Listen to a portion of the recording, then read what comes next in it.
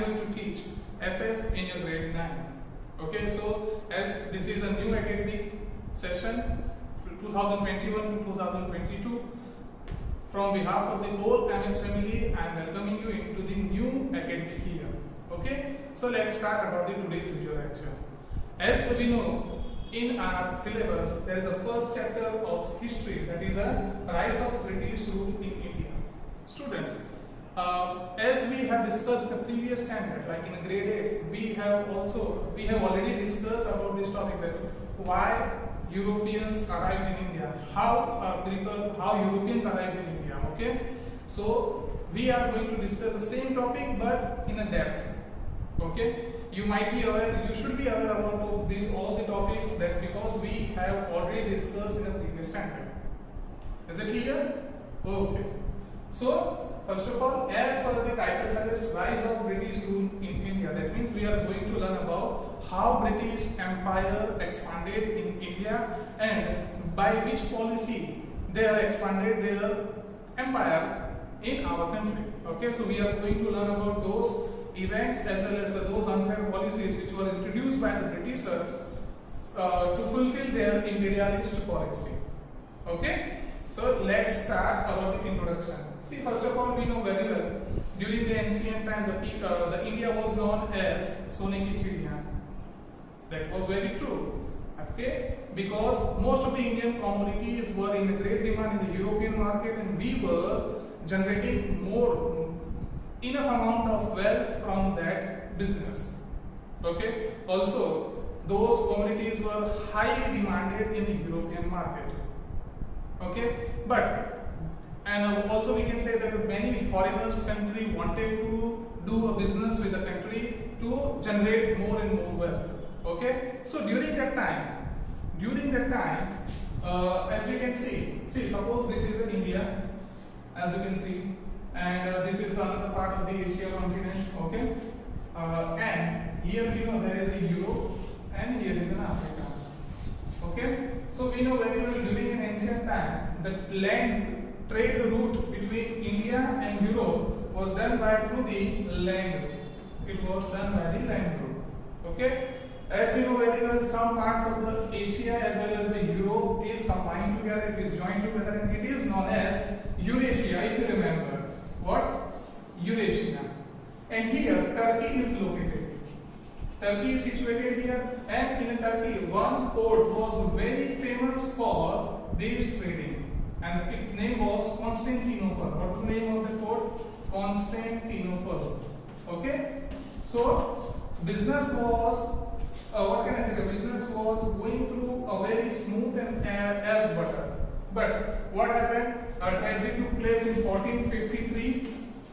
That Turkish Muslim destroyed Constantinople, and also by that destruction the land route between Europe and India has been closed. Okay, in 1453 Constantinople was destroyed by the Turkish Muslim, and this trade route has been closed. So now, as we know that some Indian commodities, which Indian commodities were there, like muslin, then cotton cloth, then silk, and the most famous Indian spices. Yes, spices, that means black pepper, clove, cardamom, cinnamon stick, bay leaf. Okay, so these kind of spices were in a great demand in the European market.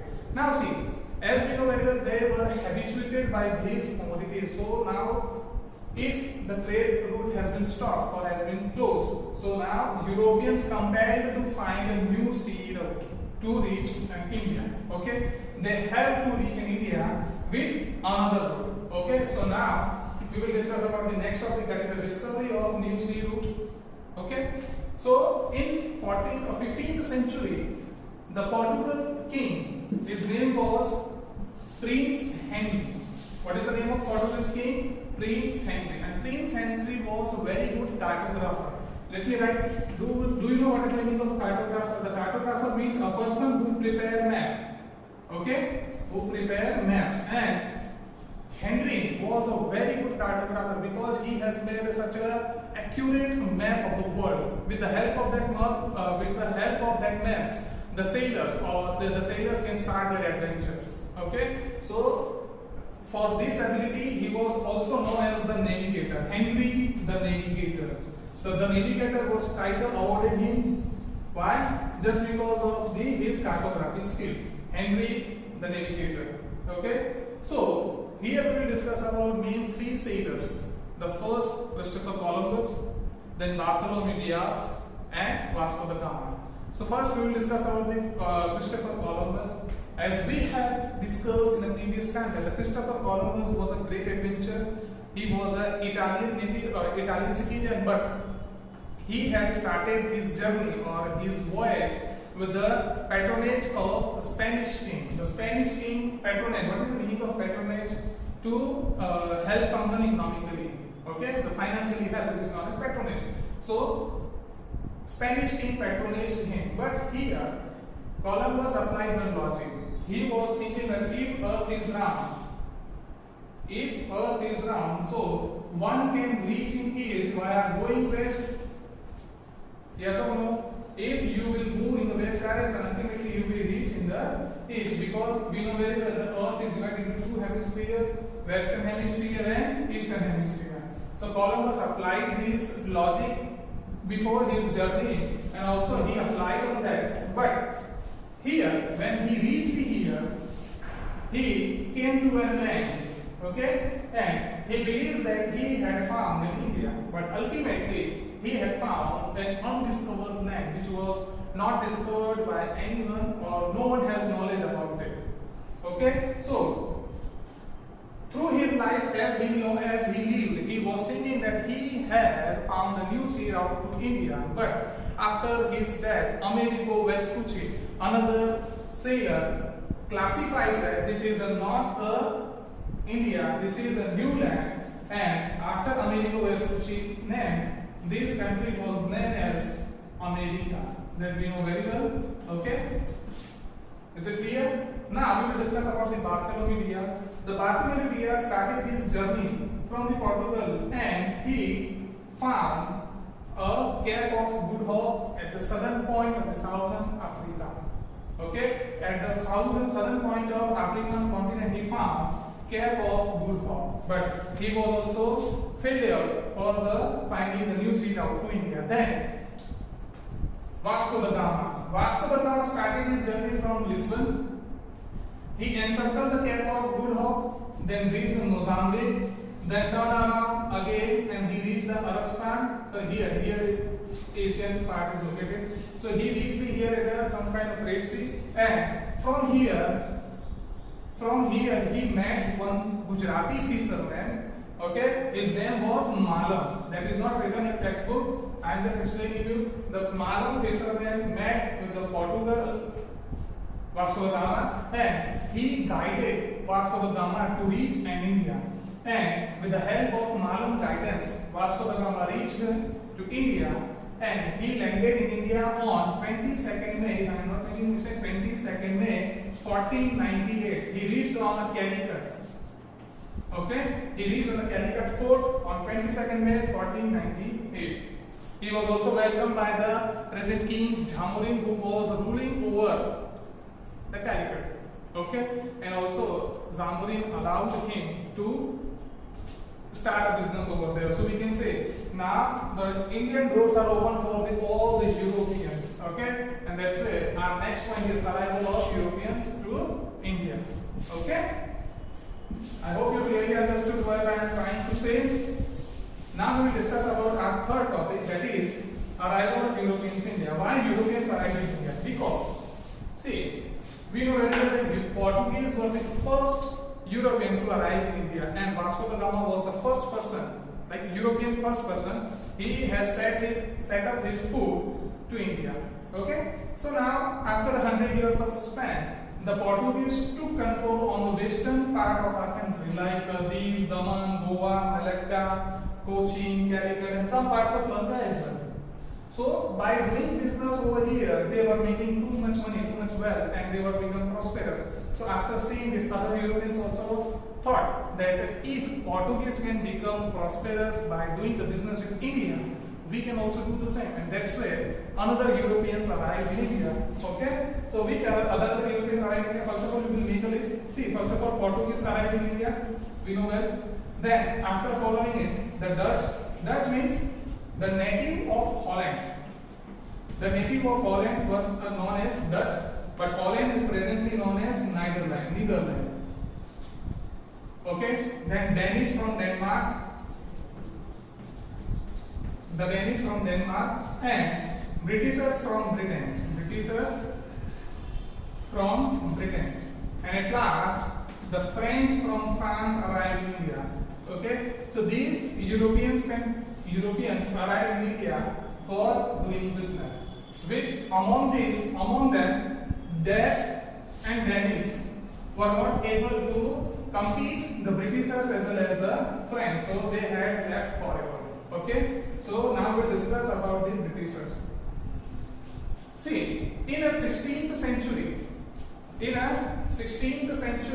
some group of merchants, some group of, what can I say, like the group of businessmen, the group of merchants established the East India Company in 16th century. East India Company, British East India Company in 1600 AD. Okay, they have established this company in England, and after taking the permission of Queen Elizabeth, they arrived in India in the leadership of Captain William Hawkins. What was the name of the captain? Captain William Hawkins. They arrived in India in 1608, and that ship landed in Surat.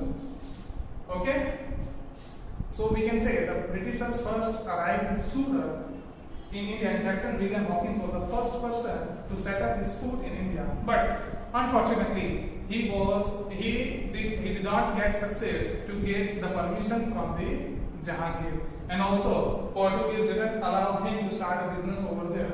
So after some years, Sir Thomas Roe, another captain, arrived in India, and Thomas Roe succeeded to get the permission from the Mughal Emperor Jahangir, and that's why they have established their first trading center, or you can also say the Kothi, in Surat. In Surat, 1612 or 1639. Okay, so they have first Kothi established in Surat, and after that they have established their another Kothis in Bharuch and Ahmedabad. But during that time, the Shivaji was ruling in the Maharashtra, and you know very well that Shivaji is not liking the foreigners, foreign traders. So might be the Britishers felt sense danger from the Marathas, and that's why they shifted to the south as well as the east. So they have established their trading center in Madras, then Machilipatnam and Kolkata. Okay, Machilipatnam is presently known as Visakhapatnam. Okay, so after this, they were they were gradually establishing and opening a new branches of their trading centers in India. Gradually, they have become the powerful, and Portuguese power was reducing against the Britishers. After seeing this, in 1664, the French East India Company was established in India, and also they have set up their trading center in Mahe. Wait a minute. They have established their trading center in Mahe, Puducherry, okay, and Chandranagar. Okay, so we know as well during the time Britain and France were the superpowers, and they had very many wars to establish their supremacy over the world, and they did the same in India. So between French and Britain, three wars took place. How much? 3 wars took place between Britain and France, and all in these 3 battles, Britishers emerged victorious, and they established their supremacy over the India. So we can say that now in the India only one European is powerful, and those were Britishers. Okay, those were Britishers. Is it clear? Those were Britishers. So now see, Portuguese arrived in India for the first time, but they don't have much power as Britishers and French arrived in India. So now we will discuss about the what, which territories are having by the Portuguese. See, so now the Portuguese were having Diu, Daman and Goa. Now they are having Diu, Daman and Goa. Okay, French also lost against the Britishers. So now the French is having only Mahe, then Chandranagar, then Puducherry and Karaikal. Okay, so these much territories are having by the Portuguese and French, and Danish and Dutch were left for ever, and the Britishers were a superpower in India. Okay, so this is all about the introduction and arrival of the Britishers in India. Now, in the next lecture, we will discuss about some important events. By that events, they have established their rule, official rule in our India, and how they expanded their rule in our country. Okay, so this is end for this video. If you have any kind of doubt, you can ask me in the if you have any kind of doubt, you can ask me in the live session. Okay, so see you in the next lecture. Till then, have a great day. Take care.